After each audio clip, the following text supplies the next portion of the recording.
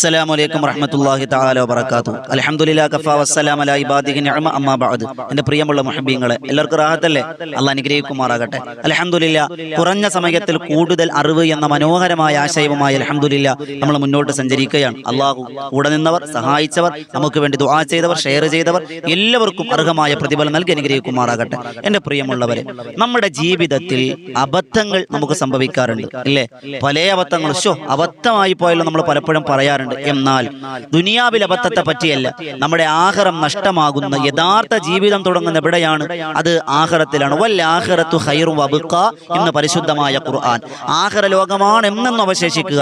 ആ ആഖിറ ലോകത്തിന്റെ എല്ലാ നന്മകളും നഷ്ടപ്പെട്ടു പോകുന്ന, സ്വർഗം നമുക്ക് ഹറാമായി മാറുന്ന, നമ്മൾ അല്ലാഹുവിനോട് എത്ര ദുആ ചെയ്താലും അല്ലാഹു സ്വീകരിക്കൂല എന്ന് മഹാരഥന്മാർ പറഞ്ഞ 10 അബദ്ധങ്ങളുണ്ട്. ഇൻഷാ അല്ലാഹ് വളരെ കുറഞ്ഞ സമയത്തിൽ ആ 10 അബദ്ധങ്ങൾ നമ്മൾ എണ്ണി പറയുകയാണ്. നമ്മുടെ ജീവിതത്തിൽ വന്നിട്ടുണ്ടെങ്കിൽ, വരുന്നുണ്ടെങ്കിൽ, അത് നിലവിൽ അങ്ങനെ ഉണ്ട് എങ്കിൽ നമ്മൾ അതിൽ നിന്ന് മാറേണ്ടതുണ്ട്. അള്ളാഹു നമുക്കാകട്ടെ.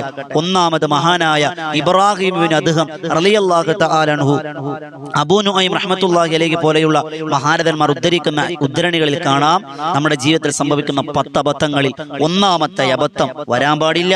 വന്നിട്ടുണ്ടെങ്കിൽ കാവൽ, അള്ളാഹിനോട് പൊരുത്തം ചോദിക്കുക, അള്ളാഹിനോട് കരഞ്ഞു ദ്വാരക്കുക, ഇനി വരാതെ ശ്രദ്ധിക്കുക. ഒന്നാമത്തെ അറഫ്തുമുള്ള, നിങ്ങൾ അള്ളാഹിനെ അറിഞ്ഞവരാ. അതെ, അബദ്ധമാണോ? അല്ല, അള്ളാഹിനെ അറിഞ്ഞവരാണ്. പക്ഷേ വലം തുഅദ്ദു ഹഖഹു, പടച്ചവനോടുള്ള ബാധ്യതകൾ നമ്മൾ നിറവേറുന്നില്ല. ശരിയല്ലേ?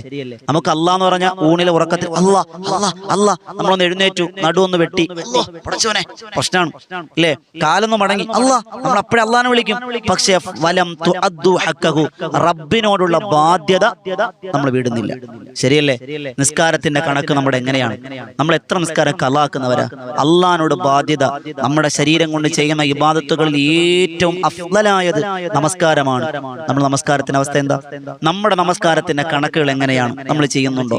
അള്ളാഹിനോട് കൊടുക്കാൻ കഴിയുന്ന, അള്ളാഹിനോട് അള്ളാഹ് ചെയ്യാൻ പറഞ്ഞ കാര്യങ്ങൾ എന്തുണ്ട് നമ്മൾ ചെയ്യാൻ? നമ്മളവിടെ വട്ടപൂജയല്ലേ? നമ്മൾ അള്ളാഹ് എന്ന് വിളിക്കുന്നുണ്ടെങ്കിലും വെറും നാവ് കൊണ്ട് മാത്രം പടച്ചവനെ വിളിക്കുന്നവരെ നമ്മൾ മാറി. അത് നമ്മുടെ ജീവിതത്തിൽ വരാനിരിക്കുന്ന, അല്ലെങ്കിൽ വന്നു പോയിട്ടുണ്ടെങ്കിൽ സംഭവിച്ച വൻ അബദ്ധമാണ്, നഷ്ടമാണ്. ദുആക്ക് ഇജാബത്ത് കിട്ടൂല എന്ന് ഇബ്രാഹിം ഇബ്നു അദ്ഹം റളിയല്ലാഹു അൻഹു. രണ്ടാമത്തത് മഹാരഥൻ പറയുന്നു, നിങ്ങൾ ഖുർആൻ ഓതും, പക്ഷേ പരിശുദ്ധമായ ഖുർആൻ ഓതിയാൽ ജീവിതവുമായി ബന്ധമില്ല. നമ്മുടെ ജീവിതത്തെ പിടിച്ചു നിർത്തുന്ന, നമ്മുടെ ജീവിതത്തെ വലിച്ചു കൊണ്ടുപോകുന്ന, നമ്മുടെ ജീവിതത്തെ നിയന്ത്രിക്കുന്നവരായി മാറണം ഖുർആൻ. ഉണ്ടോ? നമ്മൾ എത്ര പേരാണ് ഖുർആനുമായി ബന്ധം? ഖുർആൻ ഓതുന്നു, പക്ഷെ നമ്മുടെ ഖുർആൻ നമ്മുടെ ജീവിതത്തിൽ ബന്ധമുണ്ടോ? ഉണ്ടോ? ഖുർആൻ ഇങ്ങനെ വെറുതെ ഓതിപ്പോയാൽ പോരാ. നമ്മൾ ഓതുകയല്ല, നമ്മൾ ഓടുകയാണ്. നമുക്ക് യാസീൻ ഓതാൻ എത്ര മിനിറ്റ് വേണം? നമ്മൾ യാസീൻ ഓതുന്നവരാ, പക്ഷെ നമ്മുടെ യാസീന്റെ മഹത്വം നമ്മൾ മനസ്സിലാക്കണില്ല. വെള്ളിയാഴ്ച സൂറത്തുൽ കഹഫ് നമ്മൾ എത്ര പേര് പാരായണം? ഖുർആനുമായി നമ്മൾ ബന്ധമുണ്ടോ? സൂറത്തുൽ കഹഫ് നമ്മൾ പാരായണം ചെയ്യുന്നവരാണോ? സൂറത്തുൽ വാഖിയ, ദാരിദ്ര്യം മാറ്റാവുന്ന നബി തങ്ങൾ പറഞ്ഞ സൂറത്ത് നമ്മൾ ഓതുന്നുണ്ടോ? സൂറത്തുൽ മുൽക്ക് നമ്മൾ ഓതുന്നുണ്ടോ? ഇല്ല. നമ്മൾ ഖുർആനുമായി ബന്ധമില്ല. ഖുർആൻ നമ്മളെ നിയന്ത്രിക്കുന്നില്ല. അവിടെയാണ് പ്രശ്നം. ഖൽബിൽ ഖുർആൻ ഉണ്ടാകണം. ഉണ്ടോ നമുക്ക്? ഇല്ലാന്നേ. ആ പരിശുദ്ധമായ ഖുർആൻ നമ്മുടെ ജീവിതത്തിലേക്ക് വരുന്നില്ല എന്നുള്ളതാണ് രണ്ടാമത് നമ്മുടെ ജീവിതത്തിന്റെ അബദ്ധം. ഏറ്റവും ചുരുങ്ങിയത് ഒരു 100 ആയത്തെങ്കിലും നമ്മൾ ഓതൽ ഏറ്റവും ശ്രേഷ്ഠമാണ്. അള്ളാഹിന്റെ പ്രവാചകൻ നബിയുന മുഹമ്മദ് മുസ്തഫ സല്ലല്ലാഹു അലൈഹി വസല്ലമ തങ്ങൾ മഹാനായ സയ്യിദുന ഉമർ ബിൻ ഖത്താബ് റളിയല്ലാഹുവിനോട് പറയുന്നുണ്ട്, ഉമറേ, നീ രാത്രി കിടക്കപ്പായിലേക്ക് വരുമ്പോ ഒരു 1000 ആയത്ത് ഓതാതെ നീ ഉറങ്ങാൻ പാടില്ല. ഉമർ തങ്ങൾ പറഞ്ഞു, നബിയെ, ഞാൻ 1000 ആയത്ത് ഓതിയ പിന്നെ എപ്പോഴാണ് ഈ ഉമറിന് ഉറങ്ങാൻ സമയം? എന്നെയും നിങ്ങളും പോലെയല്ല. നമ്മൾ 1000 അല്ല, ഒരു 2000 ആയത്ത് ഓതിയാലും നമുക്കൊരു ബുദ്ധിമുട്ടുമില്ല. നിമിഷ നേരം കൊണ്ട് ഓതി തീർക്കും അല്ലേ? എന്നാൽ ഉമർ തങ്ങൾ പറഞ്ഞു, നബിയെ, 100 ആയത്ത് പോലും ഓതി തീർക്കാൻ പെടുന്ന പാട് ഉമറിനറിയാം. അർത്ഥമറിഞ്ഞ് കരഞ്ഞ് കണ്ണീരോടെയാണ് ഓതുക അവരൊക്കെ. ഉമർ തങ്ങളോട് നബി തങ്ങൾ പറഞ്ഞു, ഉമറെ, 1000 ആയത്ത് ഓതണം എന്നതിന്റെ വിവക്ഷ എന്ന് പറഞ്ഞാൽ 1000 ആയത്തുകൾ എന്നല്ല, മറിച്ചോ പരിശുദ്ധമായ ഖുർആനിൽ ഒരു സൂറത്തുണ്ട്. ഈ സൂറത്ത് നിങ്ങൾ ഒരു തവണ ഓതിയാൽ 1000 ആയത്ത് ഓതിയ കൂലി നിങ്ങൾക്ക് തരുമെന്ന് നബിയുനാ റസൂലുള്ളാഹി സ്വല്ലല്ലാഹു അലൈഹി വസല്ലം. ഉമർ തങ്ങൾ ചോദിച്ചു, നബിയെ, അങ്ങനെ ഒരു ആയത്തുണ്ടോ? അങ്ങനെ ഒരു ആയത്തുണ്ടോ? ഏതാണ് ആയത്ത്? അല്ലാഹുവിന്റെ റസൂൽ പറഞ്ഞു കൊടുത്തു. ഏതാണ് ആ സൂറത്ത്? അല്ലാഹുവിന്റെ റസൂൽ പറയും, ബിസ്മില്ലാഹിർ റഹ്മാനിർ റഹീം, അൽഹാകുമുത് തകാസുർ ഹത്താ സുർതുമുൽ മഖാബിർ കല്ലാ സൗഫ തഅലമൂന സുമ്മ കല്ലാ സൗഫ തഅലമൂൻ. ഏതാണ് സൂറത്ത്? സൂറത്തു തകാസുർ. നമുക്ക് എല്ലാവർക്കും അറിയാവുന്ന സൂറത്താണ്. ഈ സൂറത്തു തകാസുർ ഒരു തവണ ഓതിയാൽ 1000 ആയത്ത് ഓതിയ കൂലിയുണ്ടെന്ന് നബിയുനാ റസൂലുള്ളാഹി സ്വല്ലല്ലാഹു അലൈഹി വസല്ലം. അള്ളാഹു ഓതാൻ ഭാഗ്യം തരട്ടെ. അതെന്താണ് കാരണം എന്നൊക്കെ ഒരു വലിയ ചർച്ച ഇൻഷാ അല്ലാഹ് അത് സൂറത്ത് തക്കാസുറിന്റെ മഹത്വം പറയുമ്പോൾ മറ്റൊരു വീഡിയോയിലൂടെ നമ്മൾ പറയുന്നുണ്ട് ഇൻഷാ അല്ലാഹ്. അതല്ല നമ്മുടെ വിഷയം. അപ്പോൾ ഖുർആൻ നമുക്ക് ബന്ധം ഉണ്ടാകണം. ഏറ്റവും ചുരുങ്ങിയത് ഒരു 100 ആയത്തെങ്കിലും നമ്മൾ ഓതുന്നവരായിരിക്കും. അള്ളാഹു അമൽ ചെയ്യാൻ ഭാഗ്യം തരട്ടെ. മൂന്നാമത്തത് മഹാരഥൻ പറയാണ്, നബി തങ്ങളുടെ വലിയ ഇഷ്ടമാണ്, നമ്മൾ പ്രവാചക പ്രേമിയാണെന്നൊക്കെയാണ് പറയണത്. പക്ഷേ നമ്മുടെ ജീവിതത്തിൽ സുന്നത്തുകളില്ല. ശരിയല്ലേ? നബിദിനം വരുമ്പോൾ വീടുകളൊക്കെ തോരണം കൊണ്ട് അലങ്കരിക്കും, പള്ളികളൊക്കെ അലങ്കരിക്കും, ടൗണുകളും ജംഗ്ഷനുകളും എല്ലാം പച്ചക്കൊടികളും തോരണങ്ങളും കിട്ടും അല്ലേ? നരമ്പുണ്ടെങ്കിൽ നരമ്പിലും കെട്ടിയിട്ട് നമ്മളെ മക്കള് തുള്ളണത് ദഫിന്റെ കോൽക്കളിയുടെ അല്ലേ അറബനമുട്ടിന്റെ പേക്കൂത്തുകൾ കാണിക്കുക നബിദിനത്തിനാണ്. പേരെന്താ? നബിദിനമല്ലേ ഉസ്താദേ, നമ്മുടെ പ്രവാചകനല്ലേ ഉസ്താദേ? എവിടെയാ പ്രവാചകൻ? ആ റബീഉൽ അവ്വലിന് നബിതങ്ങൾ പരിചയപ്പെടുത്തിയ ഒരു സുന്നത്ത് നമ്മൾ ചെയ്യുന്നുണ്ടോ? നമ്മുടെ ജീവിതത്തിൽ സുന്നത്തുകളുണ്ടോ? ബാത്റൂമിൽ പോകുമ്പോൾ നമ്മൾ ശ്രദ്ധിക്കാനുള്ള മര്യാദകൾ, ഭക്ഷണം കഴിക്കുമ്പോഴുള്ള മര്യാദകൾ നമ്മൾ പാലിക്കുന്നുണ്ടോ? വഴിയിലെ ബുദ്ധിമുട്ടുകൾ മാറ്റൽ ഈമാനിന്റെ ഭാഗമാണ്. ആ റോഡ് മൊത്തം ബ്ലോക്ക് ചെയ്തിട്ട് നബിദിനത്തിന് പാട്ടും കൂത്തും എല്ലാം കാണിക്കുക. എവിടെയാടോ സുന്നത്ത്? മഹാരഥൻ പറയാണ്, അബദ്ധമാണ്. പ്രവാചക പ്രേമിയാണെന്ന് പറയുകയും മറിച്ച് സുന്നത്തുകൾ നമ്മുടെ ജീവിതത്തിൽ ഇല്ലാതിരിക്കുകയും ചെയ്താൽ നിങ്ങൾ പരലോകം പ്രതീക്ഷിക്കേണ്ട, നഷ്ടമാണ് എന്ന് ഇബ്രാഹിം ബിൻ അദ്ഹം റളിയല്ലാഹു അൻഹു. നാലാമത്തത്, നമ്മൾ വലിയ വായിൽ പറയും നമ്മുടെ ശത്രു ഇന്നഹുലക്കും അദുവ്വു മുബീൻ. ഖുർആൻ പറഞ്ഞ ശത്രു ഇബ്ലീസാണ്. നമ്മുടെയും ശത്രു ഇബ്ലീസാണ് ഉസ്താദേ. ഹോ, ഇബ്ലീസ് എന്നെ വഴിതെറ്റിച്ചു. അല്ല, ഇബ്ലീസ് നമ്മുടെ ശത്രുവാണെന്ന് പറയുകയും അവന് വേണ്ടി പണിയെടുക്കുകയും ചെയ്യുന്നവരാണ് നിങ്ങൾ. അത് നിങ്ങളുടെ ജീവിതത്തിന്റെ അബദ്ധമാണ്. ശരിയല്ലേ?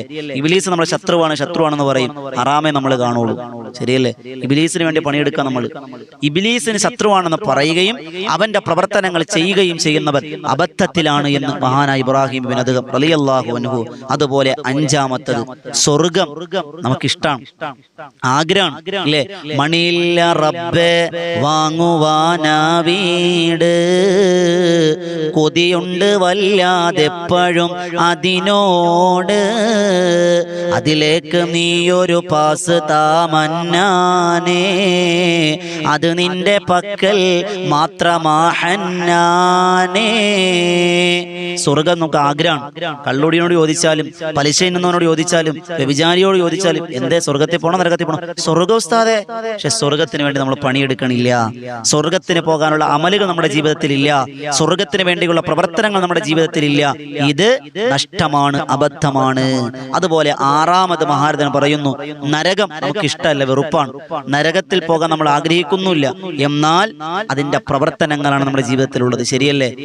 ചെയ്യരുത് നരകമാണെന്ന് പറഞ്ഞ എല്ലാ പ്രവർത്തനങ്ങളും നമ്മുടെ ജീവിതത്തിലുണ്ട്. ഇത് ചെയ്തോ സ്വർഗമുണ്ടെന്ന് പറയുന്ന ഒരു പ്രവർത്തനം നമ്മുടെ ജീവിതത്തിലില്ല. അള്ളാഹു നമുക്കാക്കട്ടെ. ഏഴാമത്തത്, മരണ സത്യമാണ്. ഈ ലോകത്ത് മതമുള്ളവനും മതമില്ലാത്തവനും മുസ്ലിമും ക്രൈസ്തവനും ഹൈന്ദവനും പാഴ്സിയും ജൈനനും ബുദ്ധനും മതമുള്ളവരും എല്ലാവരും അംഗീകരിക്കുന്ന ഒരൊറ്റ കാര്യമുള്ളൂ, അല്ലാഹ് ഉണ്ടോ ഇല്ലെന്ന് അറിഞ്ഞൂടാ, മരണമുണ്ട്. അതെല്ലാവരും അംഗീകരിക്കുന്നുണ്ട്. മഹാരഥൻ പറയാണ്, മരണം സത്യമാണ്, പക്ഷേ അതിനുവേണ്ടി നമ്മൾ ഒരുങ്ങി തയ്യാറാകുന്നില്ല. ശ്രദ്ധിച്ചിട്ടുണ്ടോ? നമ്മൾ ഒറ്റ ഉദാഹരണം, എന്റെ ഉമ്മമാര് ശ്രദ്ധയോടെ മനസ്സിൽ കൽബ് തുറന്ന് ഞാൻ പറയുന്ന വാക്കൊന്ന് കേട്ടു നോക്കി. നിങ്ങളൊന്ന് ചിന്തിച്ച്, ഇന്നത്തെ ഈ വീഡിയോ കേട്ടുകൊണ്ടിരിക്കുമ്പോൾ നമ്മളങ്ങ് മരണപ്പെട്ടു എന്ന് വിചാരിക്കും. അള്ളാഹു നമുക്ക് ആയുസ് ആരോഗ്യ ആഫിയം തരട്ടെ. ഉസ്താദ് നിങ്ങളെ കൊല്ലിക്കല്ലേ എന്ന് നിങ്ങൾ പറയണ്ട. ഈ വീഡിയോ നിങ്ങൾ എപ്പോഴാണോ കേൾക്കുക, ചിലപ്പോൾ സുബഹി കഴിഞ്ഞ ഉടനെ കേൾക്കുന്നവരുണ്ട്, ദുഹർ കഴിഞ്ഞ് കേൾക്കുന്നവരുടെ സമയം കിട്ടുമ്പോൾ എപ്പോഴാകട്ടെ, നിങ്ങൾ ഈ കേട്ടുകൊണ്ടിരുന്ന് കേട്ട് തീരുമ്പോൾ അല്ലെങ്കിൽ കേട്ടുകൊണ്ടിരിക്കുമ്പോൾ ഈ സെക്കൻഡ് നിങ്ങളങ്ങ് മരണപ്പെട്ടു എന്ന് വിചാരിക്കാം. നിങ്ങളെ കുളിപ്പിച്ച് പൊതിഞ്ഞ് കബറിൽ കൊണ്ടുവെക്കും. എൻ്റെ പ്രിയമുള്ളവർ, എന്തുണ്ട് നമ്മൾ റബ്ബിന്റെ കോടതിയിൽ എടുത്തു വെക്കാൻ? ഒന്ന് ചിന്തിച്ചേ. അതാണ് മരണത്തിന് വേണ്ടി ഒരുങ്ങി തയ്യാറാവുക എന്ന് പറഞ്ഞു. നമ്മുടെ മരണം ഇന്നാണെന്ന് ഉറപ്പില്ലല്ലോ, എപ്പോഴാണ് മരിക്കാന്നറിയില്ല. ആ മരണത്തെ നമ്മൾ എന്തെങ്കിലും ഒരുക്കിയിട്ടുണ്ടോ? ഉണ്ടോ? മരണ സത്യമാണ്, പക്ഷെ മരണത്തിന് വേണ്ടി നമ്മൾ തയ്യാറാകുന്നില്ല എന്ന് മഹാരഥൻ. നബിതങ്ങളുടെ പൊന്നുമോള് ഫാത്തിമ റളിയല്ലാഹു തആല വഫാത്തിന്റെ സമയത്ത് കരഞ്ഞപ്പോ അലിയാർ തങ്ങൾ ചോദിച്ചില്ലേ, എന്തിനാ ഫാത്തിമ കരയണേ? അലിയാർ തങ്ങളെ മരിക്കാൻ പേടിയുണ്ടായിട്ടല്ല, പിന്നെയോ എന്റെ വാപ്പ എന്നോട് പറഞ്ഞിട്ടുണ്ട്, മോളെ ഫാത്തിമ, മരണം വല്ലാത്ത കടുപ്പമാണ്.